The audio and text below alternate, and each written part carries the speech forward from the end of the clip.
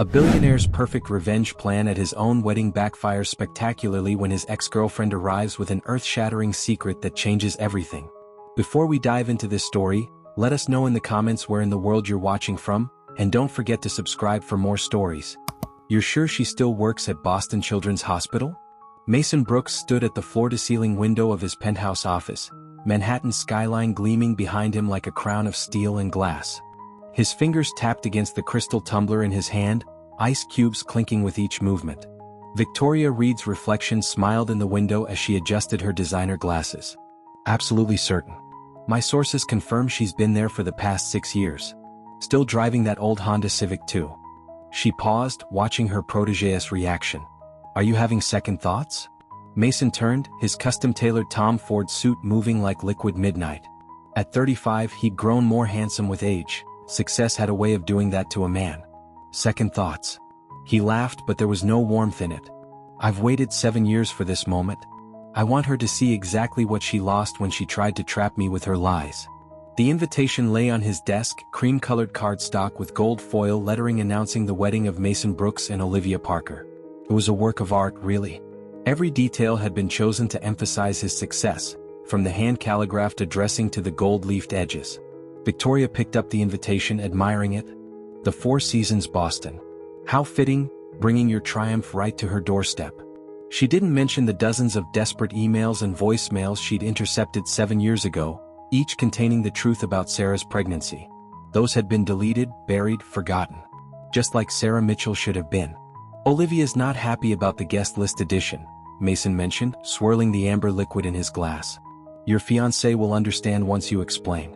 Sarah Mitchell tried to destroy your future. She deserves to see what became of the man she tried to trap. Victoria's voice was honey smooth, practiced in the art of manipulation that had helped guide Mason to his billions. Besides, what can she possibly do? Show up and make a scene? That would only prove everything we've said about her. Mason smiled, satisfaction curling at the corners of his mouth. You're right. As always. He raised his glass in a mock toast. To revenge served at the perfect temperature. Across the city, in a sterile hospital hallway, Sarah Mitchell's world tilted on its axis. The invitation felt impossibly heavy in her trembling hands, its gold lettering catching the fluorescent lights like tiny daggers. Dr. Mitchell? A nurse's voice barely registered. Your next patient is ready. Sarah stared at the invitation, her mind racing through calculations she'd made 1,000 times before. 7 years. 3 children. One massive secret that was about to explode in all their faces. Dr. Mitchell? She took a deep breath, squaring her shoulders. I'll be right there. She slipped the invitation into her lab coat pocket, its weight like a stone against her heart. Mason Brooks had no idea what he'd just set in motion. The children's ward echoed with the sounds of young lives being saved, but all Sarah could hear was the thundering of her own pulse. After 7 years of protecting her triplets from their father's world, he had unknowingly opened the door himself. As she walked toward her next patient's room, Sarah's hand brushed against the invitation in her pocket. Mason wanted to show her everything she'd lost? Fine. She would show him everything he never knew he had. Sarah sat on the edge of her bathtub, staring at the 3 pregnancy tests lined up on the counter. All positive. The morning light streaming through the small window seemed to mock the darkness settling in her chest. Mason had been gone for exactly 23 days, chasing his dreams in Silicon Valley with barely a goodbye. Her phone felt heavy in her hand as she dialed his number for the 5th time that week. This time, someone actually picked up. Mason Brooks's office, a crisp female voice answered. I need to speak with Mason. It's Sarah Mitchell, it's urgent. I'm Victoria Reed, Mason's business advisor. He's in meetings all day, but I'd be happy to pass along a message. The voice was professional, but something about it set Sarah's teeth on edge. Please, I really need to talk to him directly. I've been trying to reach him for weeks. Ah yes, Sarah. Victoria's tone cooled several degrees. Mason mentioned you might try to contact him now that TechVision's seed funding has been announced. Let me be clear, any attempts to exploit his success will be met with legal action. Sarah's free hand instinctively went to her stomach. What? No, that's not, I'm pregnant. With his child. He needs to know. The silence on the other end lasted 3 heartbeats. I see.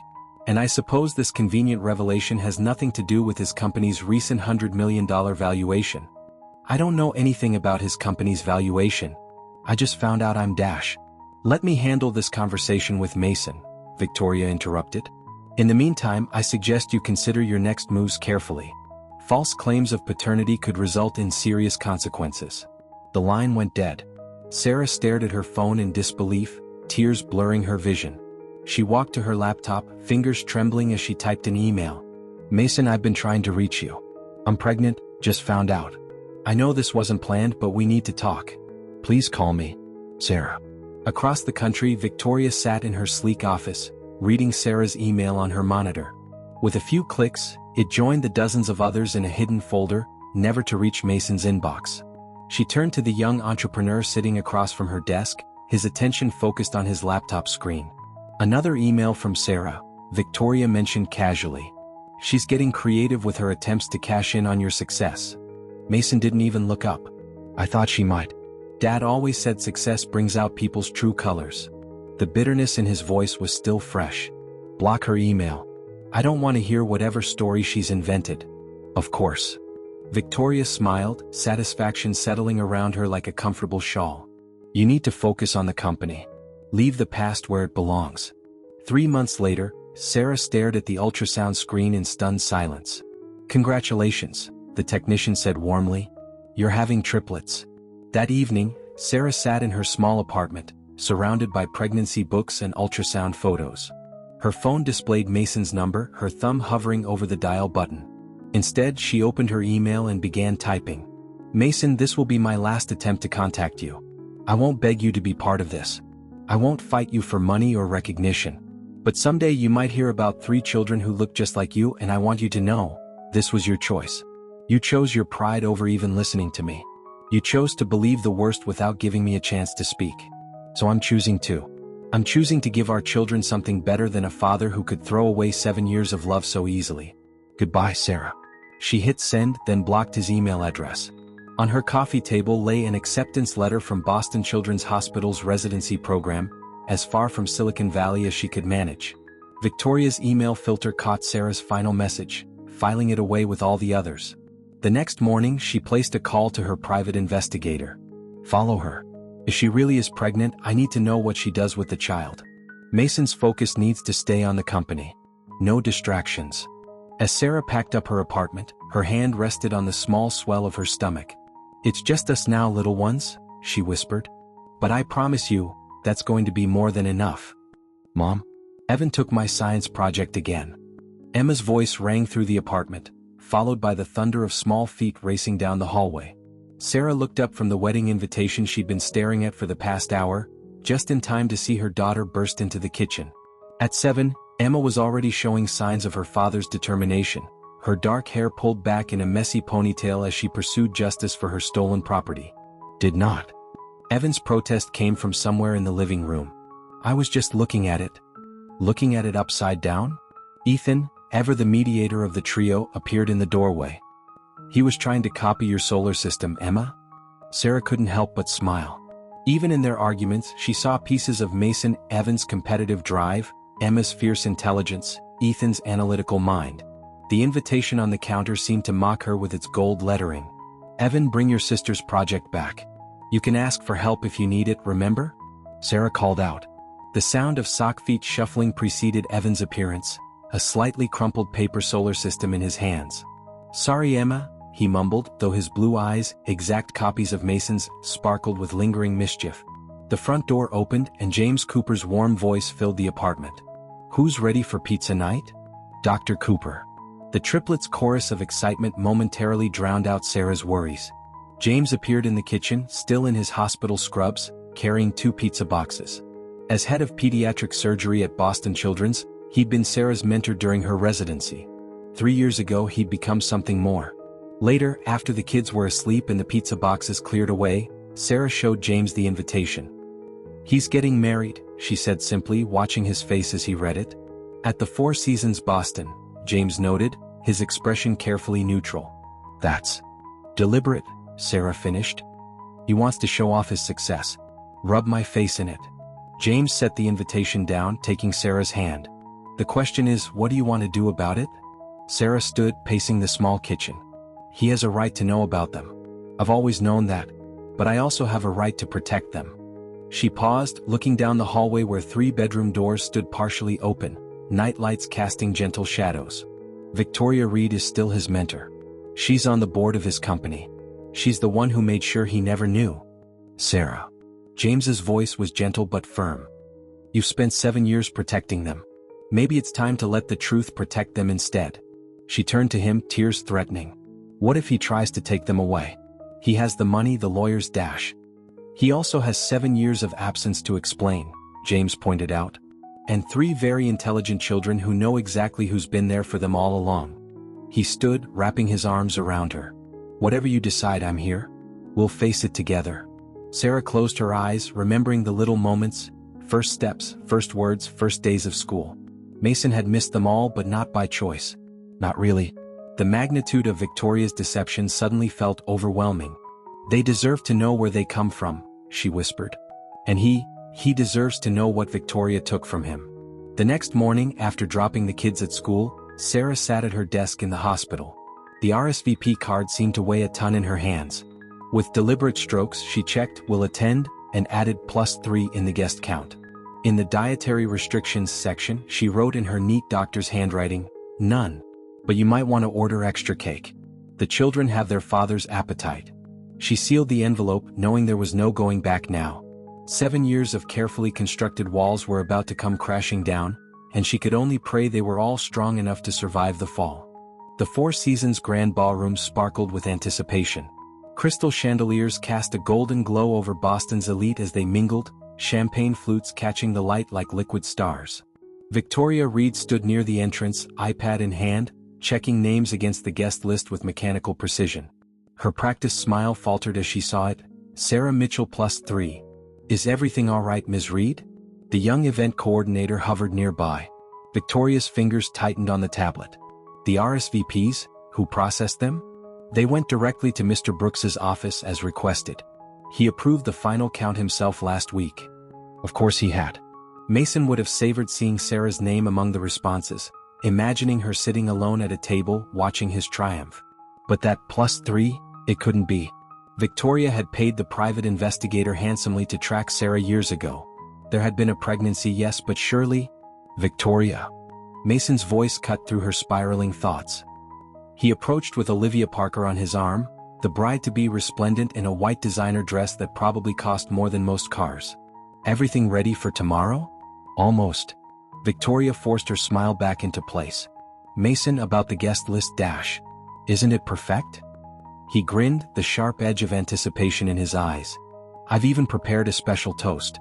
Sarah Mitchell deserves a proper acknowledgement, don't you think? Olivia shifted uncomfortably. Mason, I still think dash. Trust me, darling. He kissed her cheek. Tomorrow will be unforgettable. As the couple moved away to greet other guests, Victoria slipped into a quiet corner and pulled out her phone. The private investigator answered on the second ring. I need everything you have on Sarah Mitchell from 7 years ago. Now. Ancient history, he drawled.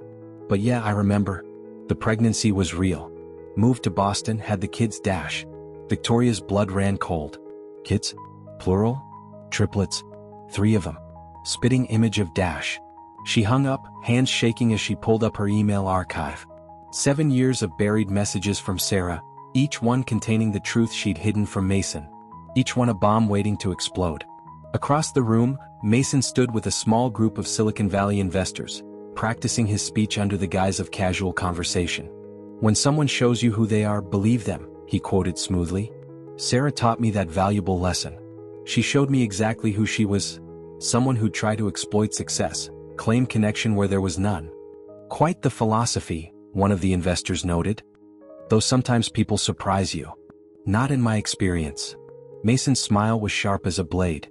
Tomorrow, I'll show her exactly what her lies cost her. Victoria watched him from across the room, her carefully constructed world teetering on the edge of collapse. She guided his rise to power, shaped his empire, protected him from distractions. One phone call could warn him, but then she'd have to explain. 7 years of deception. 7 years of keeping a father from his children. The event coordinator appeared again. Ms. Reed? We need to finalize the seating chart.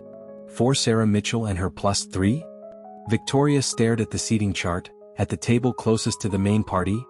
The perfect position for Mason's planned humiliation, now transformed into the stage for his own undoing. "Put them there," she said quietly. "Front and center. After all, everyone should have a good view of the happy couple." As guests began departing for the night, Mason raised a glass in Victoria's direction. "To tomorrow," he called out. "When everyone finally sees the truth." Victoria lifted her own glass mechanically, the champagne bitter on her tongue. Yes, she thought, watching his confident smile. Tomorrow everyone would see the truth. All of it. She waited until the ballroom had emptied before pulling out her phone one last time. A few taps brought up a real estate website, and she began browsing international listings. Something told her Boston, and possibly all of North America, was about to become very uncomfortable for Victoria Reed. The string quartet's gentle melodies floated through the Four Seasons garden terrace as guests found their seats. Mason stood at the altar, adjusting his cufflinks, platinum, like the smirk he couldn't quite hide. He'd positioned Sarah's assigned seat perfectly, third row, center, ensuring she'd have an unobstructed view of his triumph. Victoria paced near the entrance, her champagne-colored dress rustling with each anxious step. She'd stationed herself to intercept Sarah, though she had no idea what she'd actually say. 7 years of secrets were about to. "They're here," the usher whispered. Sarah Mitchell stepped into the garden, sunlight catching her deep blue dress. But it wasn't her entrance that made Victoria's heart stop. It wasn't Sarah that caused the first ripple of murmurs through the assembled guests. It was the 3 children holding her hands. 2 boys and a girl, all 7 years old, all wearing carefully chosen formal wear, and all bearing Mason Brooks's face in miniature. The same sharp blue eyes. The same distinctive nose. Even the way the taller boy tilted his head, a perfect mirror of his father's unconscious habit. "Mom," Emma whispered, tugging at Sarah's hand. "Why is everyone staring?" Before Sarah could answer, Mason's voice cut through the music. "Sarah, so glad you could." The words died in his throat as his eyes locked onto the children. Time seemed to freeze. The string quartet faltered, their music trailing off into silence. 200 guests held their breath as Mason Brooks, tech billionaire and self-made success story, stared into 3 pairs of eyes identical to his own. Mason's voice cracked. He took an unsteady step forward, then another. Olivia Parker, resplendent in her designer wedding gown, spoke first. "Mason? Who are they?" The girl, Emma, stepped forward, her chin rising in a gesture so familiar it made Victoria's knees weak. "I'm Emma Mitchell. These are my brothers Ethan and Evan." She looked directly at Mason. "And I think you're our father." The gasp that ran through the crowd was almost theatrical. Mason's face had gone chalk white, his eyes darting between the children and Sarah. "That's..." He turned to Victoria, his voice desperate. "That's impossible. You told me she was lying about..." Victoria couldn't meet his eyes. Her silence was all the confirmation he needed. "The emails," Sarah's voice was clear and steady. "The phone calls. The letters. Did you ever see any of them, Mason?" "What emails?" Olivia's question cut like a knife. "Mason, what is she talking about?" "I tried to tell you," Sarah continued, her hand protective on Evan's shoulder as the boy shrank from the attention. "For months I tried. But Victoria made sure you never knew. About the pregnancy. About the triplets. About any of it." Mason's world visibly crumbled as understanding dawned. "Victoria?" His voice was barely a whisper. "What did you do?" Victoria took a step backward, her carefully crafted persona cracking. "You needed to focus on the company. Your father had just cut you off. The startup was everything. I couldn't let you throw it all away for a pregnancy that might not even be real?" Olivia's laugh was harsh. She turned to the assembled guests, her veil trembling with barely controlled rage. "Well, I'd say the proof is standing right there, wouldn't you? 3 pieces of proof, in fact." She rounded on Mason. "You brought your ex here to humiliate her? Congratulations, Mason. You've managed to humiliate all of us." "Olivia, please dash." Mason reached for her, but she jerked away. "Don't." She was already pulling off her engagement ring. "I've spent months trying to convince myself that this revenge fantasy of yours was just wedding stress. That the man I loved couldn't really be this cruel." She looked at the triplets, then back to Mason. "Turns out I was right. The man I love doesn't exist.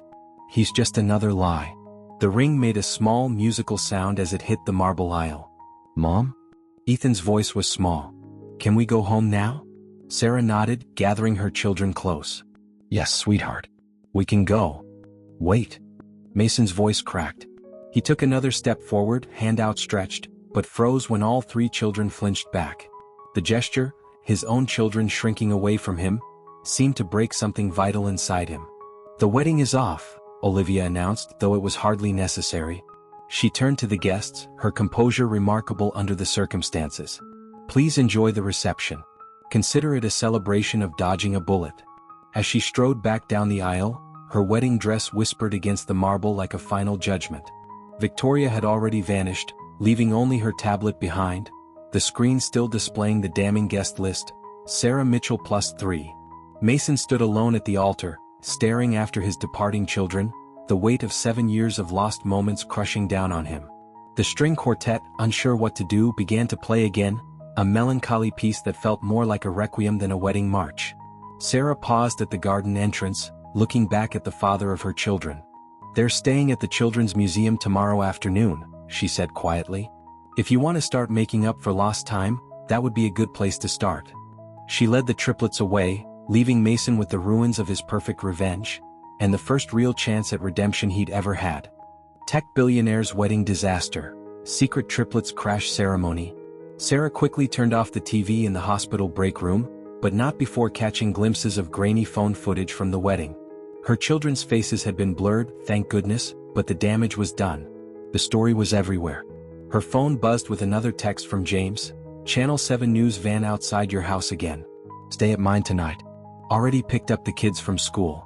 Meanwhile, across town in the TechVision headquarters, Mason sat in his darkened office, surrounded by the digital ghosts of 7 years of lies. His IT team had recovered them all, hundreds of emails from Sarah, each one blocked by Victoria's private server. Call logs, voice messages, even a certified letter that had mysteriously been returned to sender. "I tried to tell you so many times," Sarah's voice played from his computer. "Mason, please, I just need 5 minutes to dash." The message cut off abruptly, marked as deleted by administrator, on October 12, 7 years ago. His office door opened. Victoria stood there, looking smaller somehow in a simple black dress, a far cry from her usual power suits. "Security was supposed to stop you," Mason said, not looking up from his screen. "They're still loyal to me. Most of this company is." She stepped inside. "Mason, you have to understand dash." "Understand?" He finally turned to her, his face haggard from a sleepless night. "Let me tell you what I understand. I understand that my children, my own flesh and blood, grew up thinking I abandoned them. I understand that every time Sarah reached out, you played me like a puppet, using my father's abandonment issues to make me distrust her.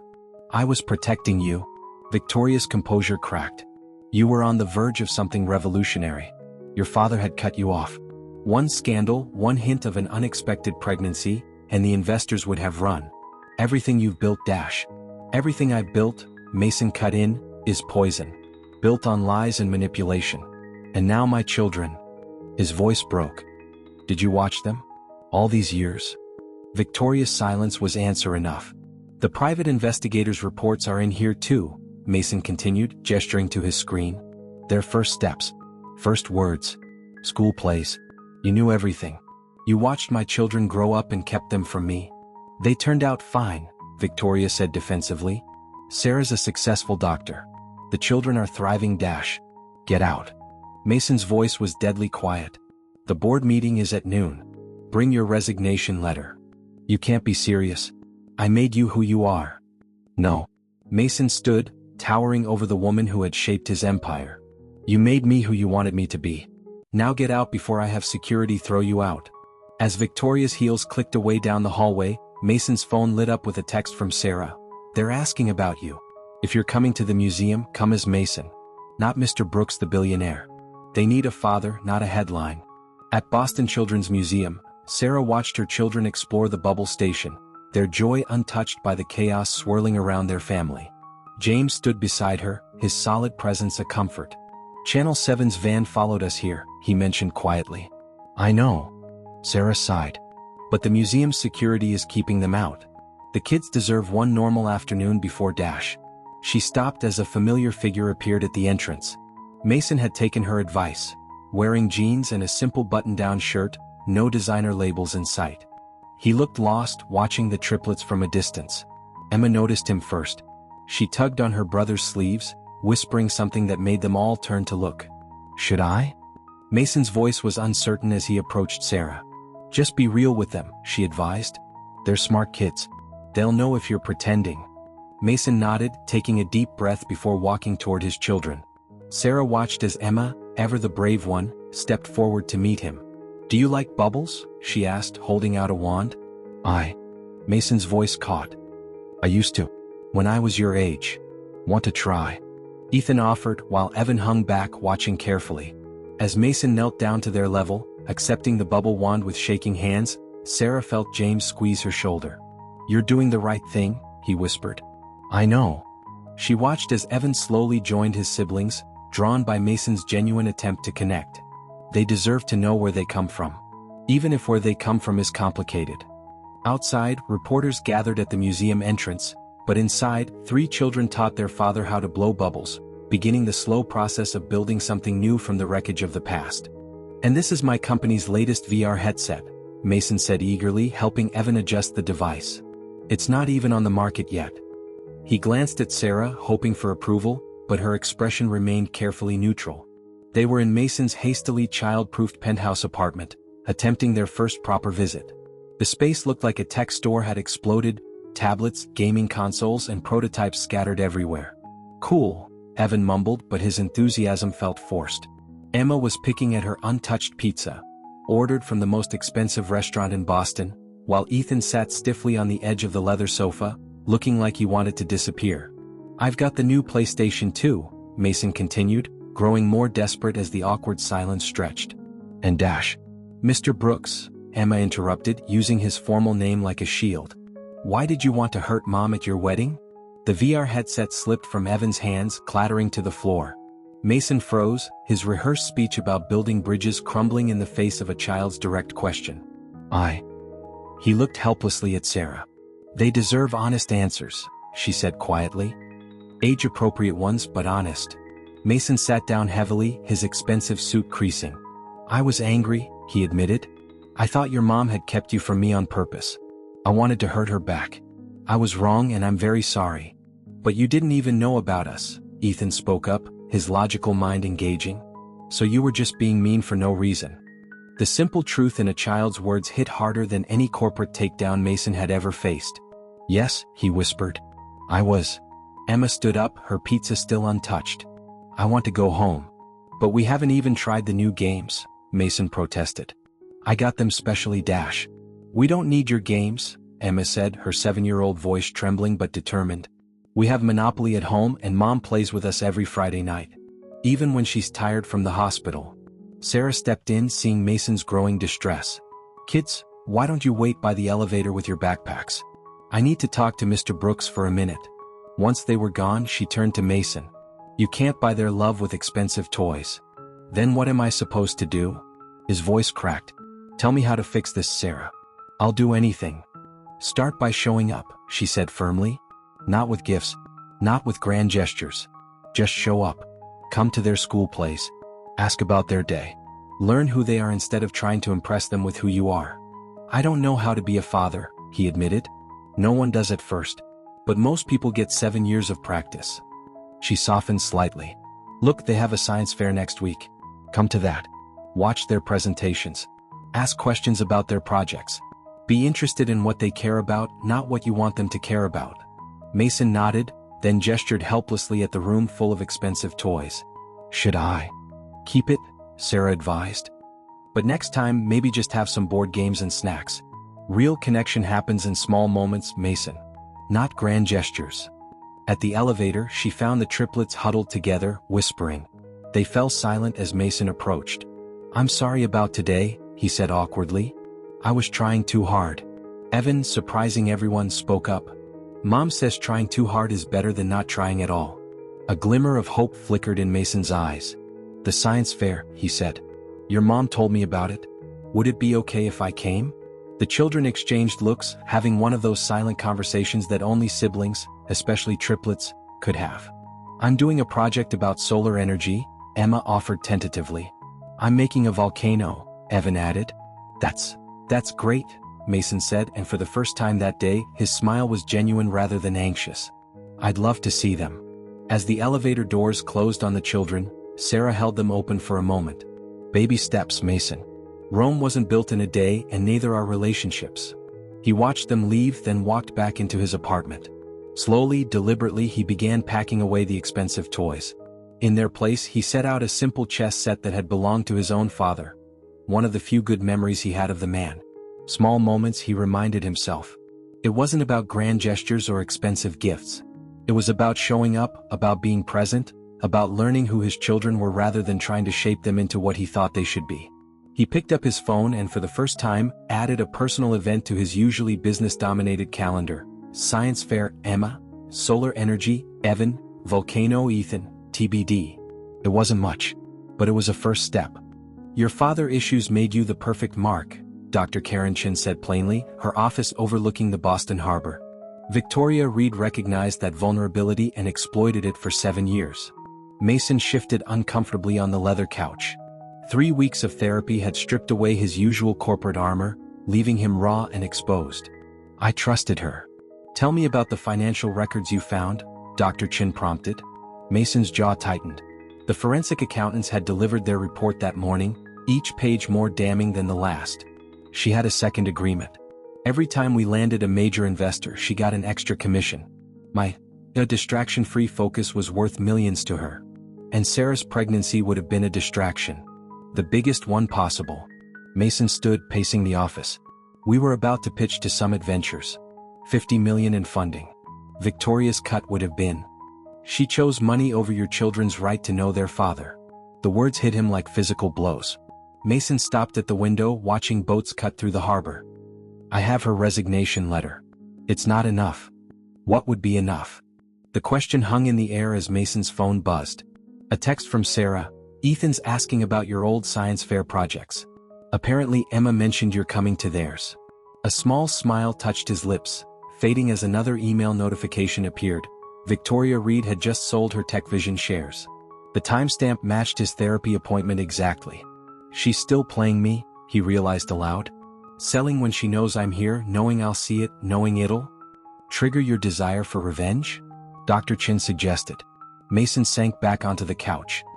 I want to destroy her. Like she destroyed my chance to see my children grow up. He pulled out his phone, thumbs hovering over the keyboard to initiate a stock buyback that would tank Victoria's sale price. And how would that help Ethan understand your science fair projects? Mason's fingers stilled. It wouldn't. What would your children think if they saw you choosing revenge over healing? Again? The phone slipped back into his pocket. They'd see exactly what Emma accused me of, being mean for no reason. Dr. Chin nodded. Victoria Reed stole 7 years of fatherhood from you. Don't let her steal any more time by keeping you trapped in cycles of revenge. Later that afternoon, Mason sat in his office, facing his board of directors on the video screen. The forensic accounting report sat open on his desk. The restructuring is non-negotiable, he stated firmly. Victoria Reed's influence ends today. Every project, every investment, every decision she touched gets reviewed. This could destabilize the company, one director warned. No, Mason countered. This will save it. We're pivoting to focus on educational technology, starting with a major initiative to connect parents working in tech with their children. This is about your personal situation, another director suggested delicately. This is about integrity, Mason corrected. About building something meaningful instead of just profitable. I've already transferred controlling shares to a trust. My children will inherit a company they can be proud of, not one built on manipulation and greed. After the call, he opened his laptop and began typing. Dear Victoria, I won't try to claw back your shares. I won't pursue legal action over your deception. You can keep the money you valued more than my children's right to know their father. But know this, every dollar of profit you made from keeping me from my family will be matched and donated to organizations supporting single parents. Your legacy of deception will fund a future of connection. You taught me that victory means getting what you want at any cost. My children are teaching me that real victory is becoming someone they can be proud of. Goodbye, Victoria. Mason. He hit send, then opened his calendar. Ethan's science fair project was still listed as TBD, but a new email from Sarah solved that mystery. Ethan's project, the chemistry of cookie baking. He wants to test different ingredient ratios. Thought you should know since he'll probably ask about your favorite cookies tomorrow. Mason smiled, reaching for his phone. But instead of calling his assistant to order gourmet cookies, he opened a browser and searched, "Simple chocolate chip cookie recipe to make with kids." Small steps. Real connections. A different kind of victory. "The secret is in the butter temperature," Mason explained, helping Ethan unwrap another stick of butter. The Brooks Mitchell Family Cookie Lab, as Emma had dubbed it, was in full swing in Sarah's kitchen. What had started as Ethan's science fair project had evolved into a Sunday tradition. "Dad, you're letting it get too soft," Emma called from her perch on the counter, where she was documenting their experiments in her notebook. The word "dad" still felt new on her tongue, but it slipped out more naturally each week. "Room temperature means 70 degrees, Ethan added seriously. "We learned that in science class." Evan looked up from where he was measuring chocolate chips with scientific precision. "Can we make an extra batch for Dr. Cooper? He's working late at the hospital tonight." Mason's hands stilled for just a moment before he nodded. "Sure, buddy. That's a great idea." Sarah, watching from the doorway, caught the slight hesitation. Later, as the kids packed cookies into containers, she found Mason cleaning up the kitchen. "Thank you," she said quietly, "for understanding about James." "He's good with them," Mason acknowledged, wiping down the counter. "He was there when I wasn't." "Not by choice," Sarah reminded him gently. "I know. But that doesn't change the fact that he's been more of a father than I have." "You're learning," Sarah pointed out. "The foundation launch is proof of that." The Brooks Foundation for Family Connection had started as a simple idea during one of Mason's therapy sessions. Now, 3 months later, it was about to launch its first initiative, providing technical support and flexible work arrangements for single parents in the tech industry. "The board thinks I'm crazy," Mason admitted. "Restructuring the company, starting the foundation, changing our whole corporate culture." "And what do you think?" Mason looked at his children, now arguing good-naturedly about the proper cookie-to-container ratio. "I think I'm finally building something worthwhile."